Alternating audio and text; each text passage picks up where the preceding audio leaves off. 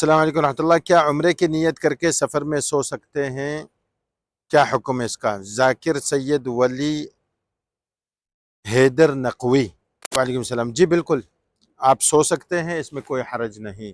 عمرے کے بعد مطلب احرام باندھنے کے بعد آپ سو سکتے ہیں، آرام کر سکتے ہیں، نہا بھی سکتے ہیں، کھا بھی سکتے ہیں، جوس بھی پی سکتے ہیں، کچھ بھی پینا ہو، کھانا ہو. یہ ساری چیزیں جو ہے ممنوعات احرام میں سے نہیں ہیں.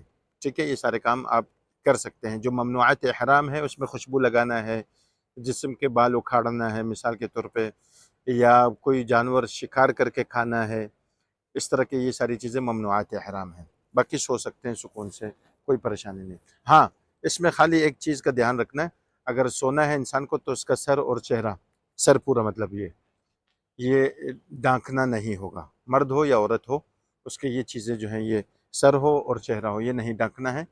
سونے کی اجازت ہے حالت حرام میں.